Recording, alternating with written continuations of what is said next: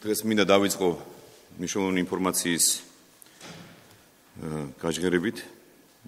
დღეს ხელი მოეწერება მსოფლიო ბანკთან შეთანხმებას, რომლის პარაგრაფშიც ჩვენი ქვეყანა მიიღებს შეღავათიანი პირობებით 85 მილიონი ევროს ოდენობით დახმარებას პანდემიით დაზარალებული მიკრო, მცირე და საშუალო ზომის საწარმოებისთვის. პროექტი ითვალისწინებს სწრაფი გადახდების ახალი ინოვაციური სისტემის ჩამოყალიბებას, რომელიც საწარმოებისთვის ფულად სახსრებზე ხელმისაწვდომობისთვის იქნება ძალიან კარგი ეფექტური საშუალება. ამას რა თქმა უნდა ეროვნული ბანკიც განახორციელებს. ასევე მინდა განმარტება გავაკეთოთ თქვენთვის, რომ ეს აღნიშნული ფინანსური მხარჯერის შეთანხმება იქნა მიღწეული ფინანსთა სამინისტროს უშუალოდ მინისტრის ჩართულობით წარმატებული მოლაპარაკების შედეგად. მსოფლიო ბანკმა გააცხადა, რომ მიიღოთ 11 მაისს. ასევე ეკონომიკის მინისტრი იყო აქტიურად ჩართული, ქალბატონ ნათია. მოგეხსენებათ, რომ ჩვენ ამ პროცესში ჩვენი დონორებისგან მივიღეთ ძალიან მნიშვნელოვანი დახმარება პანდემიით დაზარალებული საწარმოების დასახმარებლად. მე მინდა მადლობა გადაუხადო მსოფლიო ბანკს, უშუალოდ რეგიონულ დირექტორს აღნიშნული პროექტის მხარდაჭერისთვის. ასევე მინდა გითხრათ, რომ აღნიშნული პროექტის ზედამხედველობას განახორციელებს ეკონომიკის სამინისტროს CIP აწარმოება საქართველოში. მოგეხსენებათ, რომ ჩვენთვის მცირე და საშუალო ბიზნეს საწარმოების განვითარება ერთ-ერთი მთავარი პრიორიტეტია და რა თქმა უნდა ჩვენ დამატებით ასე ვთქვათ სხვა მასტიმულირებელ მექანიზმებს შევიმუშავებთ და წარმოგიდგენთ უახლოეს მომავალში. რაც შეეხება ზოგადად ეპიდემიოლოგიურ სიტუაციას, ჩვენ მთავრობის ცნობის შემდეგ გვექნება საკოორდინაციო საბჭოს ხდომა. ჩვენ რა თქმა უნდა ყურადღებით ვაგვირდებით სიტუაციას, სამინისტრო სისტემა მართავს ეფექტიანად მდგომარეობას სიტუაციას.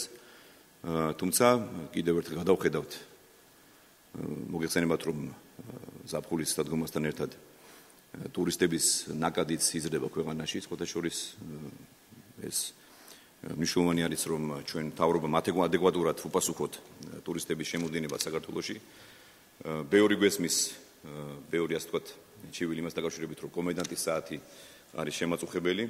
ჩვენ ამის თაობაზე ვიმსჯელებთ, მივიღებთ შესაბამის განცხადებებს იმის და მიხედვით თუ როგორი რეკომენდაციები იქნება ჩანაცვლის სამინისტროდან. ვაქცინების თაობაზე ჩვენ საკმაოდ ეფექტიანად წარმატებულ მოლაპარაკებებს ვაწარმოებთ უშუალოდ წარმოებლებთან. ერთი არის COVAX-ის პლატფორმა, საიდანაც ჩვენ დავიწყეთ მიღება ვაქცინების. მეორე არის უშუალოდ წარმოებლებისგან მიღებული ვაქცინები. ამის თაობაზე დეტალურად რამდენიმე დღეში გვექნება საშუალება, რომ ქალბატონ მინისტრთან ერთად ჩვენ დეტალური ინფორმაციით წავდგეთ საზოგადოების წინაშე. კონკრეტულად რომ გითხრათ, საუბარი არის Pfizer-ის ვაქცინების დამატებით ვაქცინების შემოტანაზე ზაფხულში, ივნის-ივლისის თვეში დაახლოებით.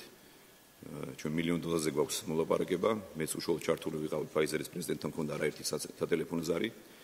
გვაქვს მოლაპარაკება ჩინური Sinopharm-ის და Sinovac-ის ქარხნებთან უშუალოდ დამატებით დოზების მოწოდებას დაკავშირებით. Moderna-სთან ასევე Novavax-ის ახალი ვაქცინის შემოტანასთან დაკავშირებით, ასე რომ ძალიან ოპტიმისტურად ვართ განწყობილი, გვაქვს მოწერილი ხელშეკრულებები და ამ უახლოეს თვეების განმავლობაში ჩვენ დამატებით დოზებს მივიღებთ. ის რომ არ იქნება არავითარი შებეხება ვაქცინაციის პროცესში. მოგეხსენებათ, რომ ჩვენს მიერ დაანონსებული მასშტაბური სამუშაოები განახლებული რეგიონების პროექტი წარმატებით მიმდინარეობს. მე მინდა ბატონ ირაკლის თხოვო, რომ მოსახლეობისთვის გააკეთოს ერთგვარი ასე ვთქვათ შუალედური ანგარიში და გითხრას თუ რა ეტაპზე ვართ, როგორ მიმდინარეობს აღნიშნული პროცესი. ჩვენ ბოლო დღეების განმავლობაში მოვისმენთ არაერთი დეზინფორმაცია და ტყუილი მოსახლეობის შეცდომაში შეყვანის მიზნით, ამიტომ მე მინდა გთხოვოთ, რომ ინფორმაცია მივაწოდოთ მოსახლეობას.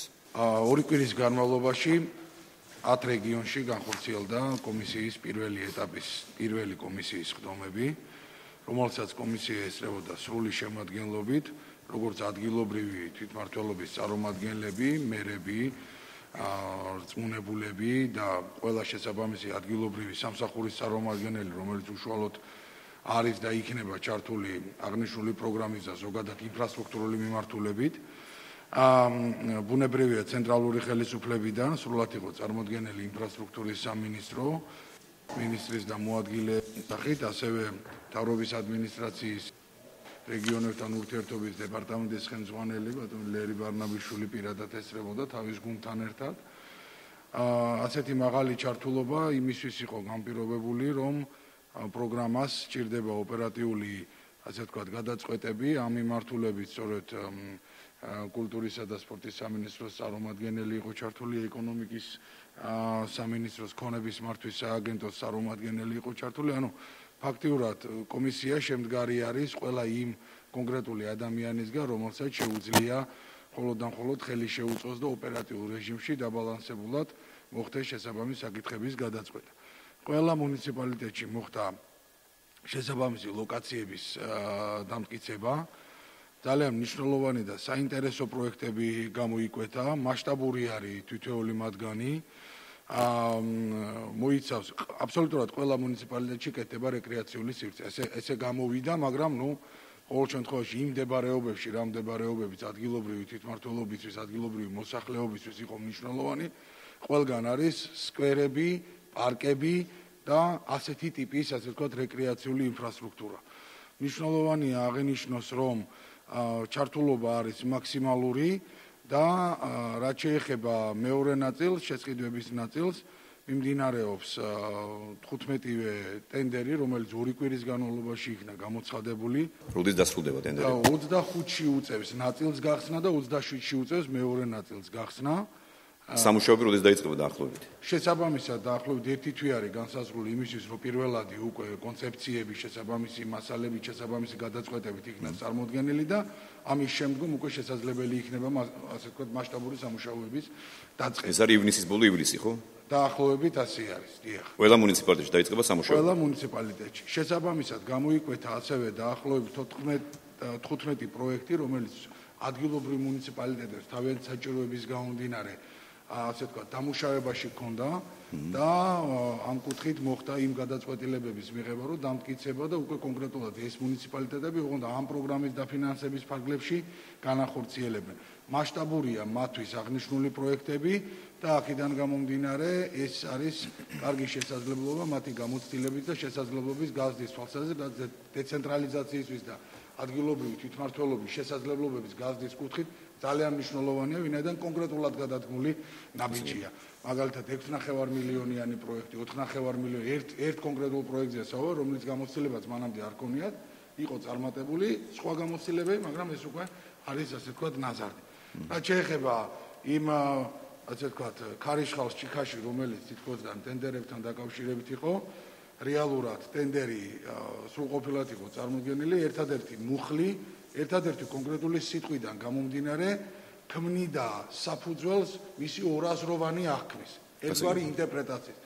გამომდინარე იქედან, რომ ესეც კი გამორიცხული ყოფილიყო, შესაბამისად მოხდა დაზუსტება და 5 ტენდერი, რომელზეც საუბარი იყო, რომ ჩაიშალა, შეწყდა გამომდინარე იქედან, რომ კანონის მოთხოვნა პროცედურულად მისი სტატუსი არ იძლეოდა შესაძლებლობას, რომ რაიმე სხვა სახით დაზუსტება განხორციელდეს. დანარჩენი 10 ტენდერი მიმდინარე მდგომარეობაში უკვე დაზუსტდა. ეს არის ძალიან მოკლედ მდებარეობები ყოველი კომისიის შემდეგ ქვეყნდებოდა და საჯარო იყო. გამოხმაურებები არის ძალიან კარგი ადგილებიდან, ვინაიდან ის მდებარეობები ნამდვილად არის ის პირველი ეტაპის მდებარეობები, რომლებიც მუნიციპალიტეტებისთვის არის მნიშვნელოვანი. და გარდა ამისა, კიდე დიდ ქალაქებში მიღებული იქნა კომისიის მიერ გადაწყვეტილება, რომ დიდი და სიღრმისეული ურბანული განახლების პროექტები განხორციელდეს ისეთ ქალაქებში, როგორიც არის ქუთაისი, ფოთი, ზუგდიდი, რუსთავი, წყალტუბო, ვანი და პირველი ეტაპისთვის აი ეს მდებარეობები იქნა, რაც ამ პროგრამის ფარგლებში უკვე 4 წლიანი არის პროგრამა და ბუნებრივია შექმნის საფუძველს შემდგომი განვითარებებისთვის. დიდი მადლობა ბატონო ირაკლი.